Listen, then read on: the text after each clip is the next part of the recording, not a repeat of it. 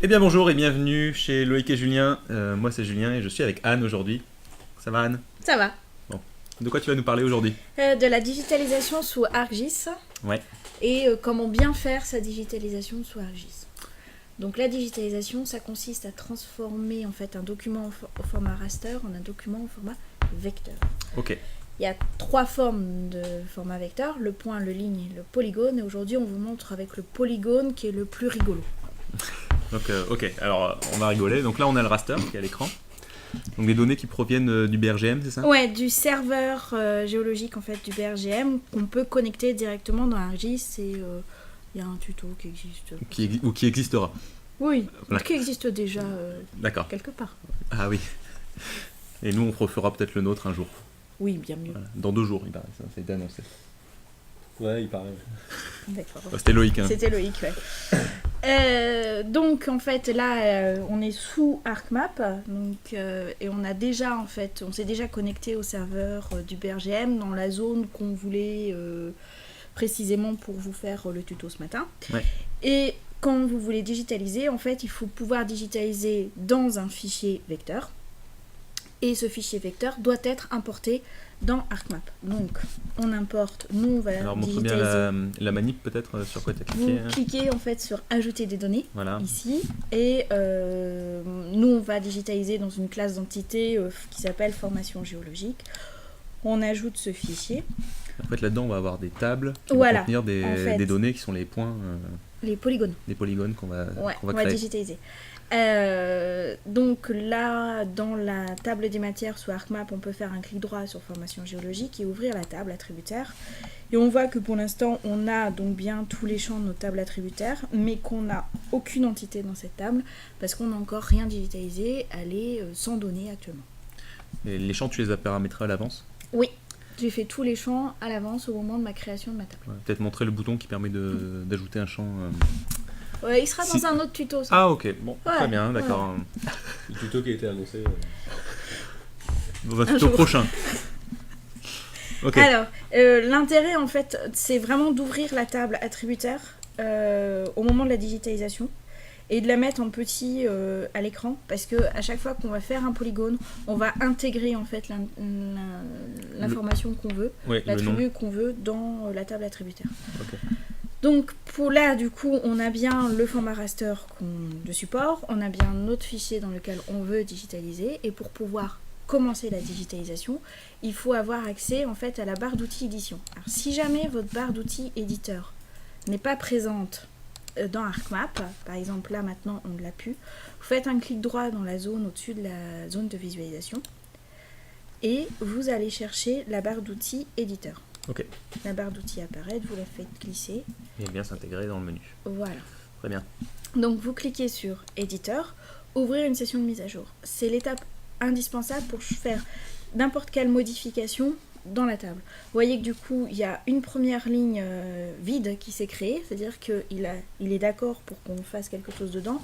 Et surtout le champ qui est modifiable, qui est le champ indice, en fait son en-tête s'est mis en fond blanc. Oui. Donc ça veut bien dire que notre table est éditable, donc on peut commencer la digitalisation. Eh bien, allons-y. Alors là, en fait, comme on a testé avant, Polygone automatique est activé, mais vous, quand vous allez vous commencer une session d'édition, par défaut, en fait, l'outil qui va se mettre, c'est l'outil créer une nouvelle entité. Donc on va vous montrer pourquoi il ne faut pas utiliser ça et pourquoi il faut utiliser le Polygone automatique. C'est ça. Et donc pour savoir pourquoi faut pas l'utiliser, on va l'utiliser. Vous Voilà, montrer, vous montrer les soucis. comment c'est pas bien. Donc, pour vous montrer, en fait, on va faire cette première formation FX. Alors, moi, je fais rapidement, donc ça ne sera pas super bien repris. C'est juste pour vous montrer comment faire. Donc, Ok. on fait cette première formation FX. Donc, je reprends l'indice qui était sur la carte géologique. Alors à noter au niveau manip, c'est double Oui. clic pour fermer Ouais. le polygone. Un simple clic pour faire n'importe quel point. Et un double clic pour le fermer. Sur créer une nouvelle entité, vous voyez que j'ai un trait qui est toujours connecté entre le point que je vais faire et le premier point du polygone. Donc là ça veut dire qu'à tout moment si tu fais un double clic, ça va te fermer le polygone. Voilà, ça va fermer va en relier, allant en ligne droite entre le point et le premier point le premier sommet. C'est ça. Là, maintenant, j'estime que ma digitalisation est finie, donc je me positionne ici, je fais un double clic et mon polygone est fini. Et donc là, Donc on tape on va C6. donner l'indice et on va voir le problème. Voilà, le problème c'est que vous voyez que là, quand j'ai fait ma formation C6, ça fait un aplat sur l'ensemble de la formation. Or, dessous, si je fais bouger ma forme, dessous, on se rend compte qu'il y a du FX. Donc ça, techniquement, c'est pas possible. Normalement, on n'a qu'une information de surface. Donc, sur créer une nouvelle entité, vous avez une superposition de vos informations. Donc, quelque chose de pas génial. Voilà. Ok. Donc, du coup, on sélectionne les deux dans la table attributaire en se mettant vraiment tout à fait à gauche de la table, au début des lignes. Et vous cliquez sur supprimer. Donc, clic droit, supprimer les enregistrements sélectionnés. Et du coup, on n'a plus rien. Ok. Et donc, on va recommencer avec cette fois-ci la bonne manip. La bonne manip, le polygone automatique. Avant de pouvoir utiliser le polygone automatique, on va activer l'outil capture. L'outil capture en fait permet d'aimanter soit vos sommets, soit vos contours, soit vos extrémités. Et on va les mettre les trois à trois la fois aussi. Et vous accrochez en fait les sommets et accrochez les tronçons. Vous Donc cliquez ça, faut le paramétrer sur les une deux. bonne fois pour toutes. Ouais, voilà. Vous cliquez là-dessus. Donc en fait, on capture la couche sur laquelle on fait la digitalisation, à savoir aujourd'hui formation géologique. Une fois qu'on a paramétré ça, on ferme. Et on peut recommencer la digitalisation donc avec polygone automatique. Donc je refais ma petite forme. Là, vous voyez que j'ai absolument pas le trait qui me suit. Il n'y a pas de connexion entre le point, futur point et le premier sommet. Donc ça veut dire que là, pour fermer ton polygone, tu es obligé de rejoindre le point initial. Je suis initial. obligé de revenir au point initial. Et en fait, si vous passez à côté du point initial, vous voyez que votre futur point Change de couleur. est capté en fait par le premier sommet. Il est aimanté en fait. Voilà, exactement. Donc je fais un double clic. Là, mon polygone est fermé. Je re-rentre FX. Pour l'instant, on a la même chose qu'avec l'outil précédent. Je recommence mon C6 de tout à l'heure. Je le fais rapidement. Voilà. Je reviens à mon premier sommet pour pouvoir m'augmenter. Ok. Je fais un double clic. Et là, vous voyez que en fantôme apparaît la limite FX. Ouais.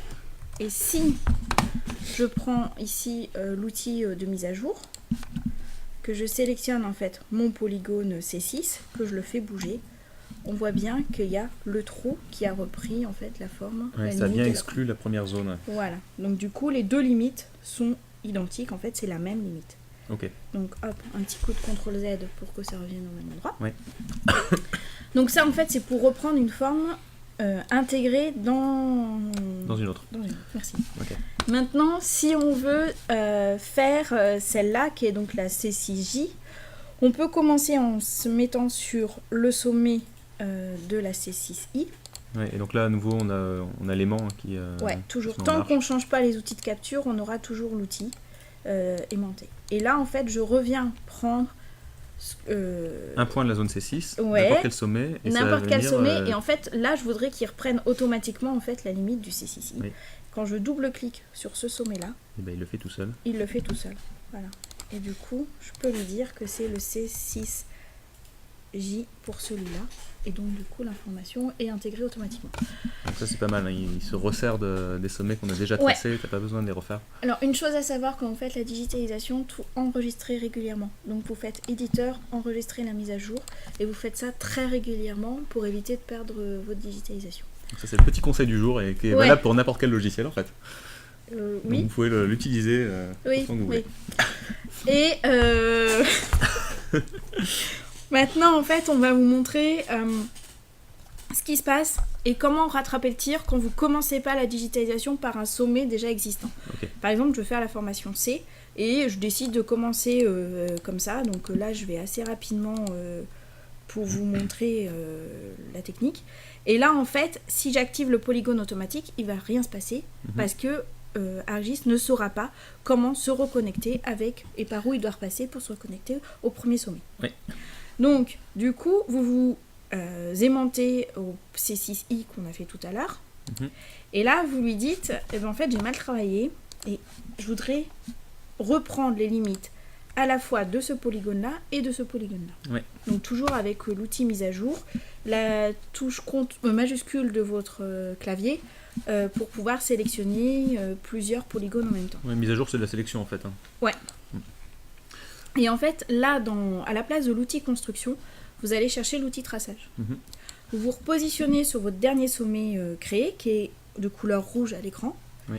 On clique.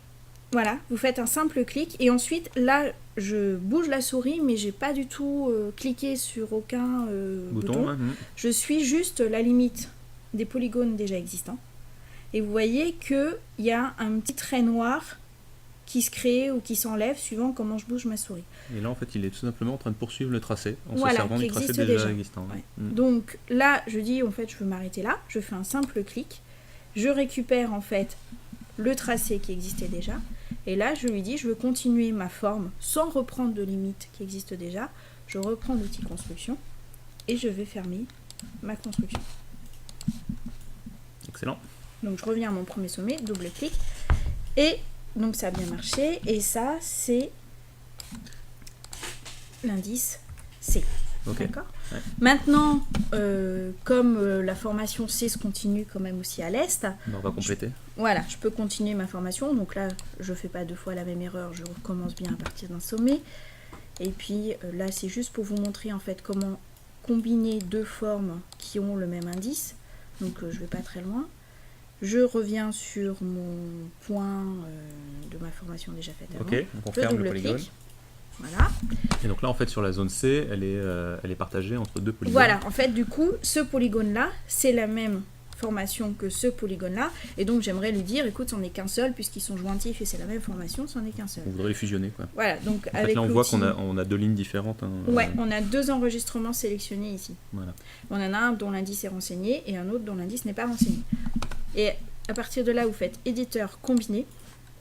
Et du coup, lui, il vous propose deux polygones. Votre polygone formation géologique C, qui est bien celui qui est à l'ouest, et votre formation géologique qu'il appelle 16, mais en fait qui n'a pas d'indice, c'est celui qui est à l'est. Et vous lui dites qu'en fait, vous voulez combiner à partir des valeurs du champ de formation géologique. Ouais, vaut mieux C. choisir celui-ci puisqu'on a renseigné le nom. D'accord, ouais. Et vous faites OK, et du coup, ça devient une seule entité. Et dans votre table, vous voyez bien qu'il n'y a plus qu'un enregistrement de sélectionné. Parfait. Donc, on a donc fini notre combinaison. Et on va enregistrer les mises à jour qu'on vient de faire. Bien entendu. Ouais, ça c'est impératif. Et ensuite, on va quitter la session de mise à jour. Et ça, c'est impératif en fait de quitter la session de mise à jour parce que quand vous êtes en session de mise à jour, ArcGIS refuse de faire énormément de manip. Et surtout, quand vous êtes en session de mise à jour, si vous, par mégarde, vous sélectionnez un polygone et vous le déplacez, il sera réellement déplacé. Donc, il faut absolument quitter la session de mise à jour quand vous avez fini votre digitalisation. Ok. Eh ben, merci Anne d'être venue pour ce tuto. Ouais. On se dit à bientôt, on espère que ça vous a été utile. Et puis, à bientôt. À bientôt. Ciao.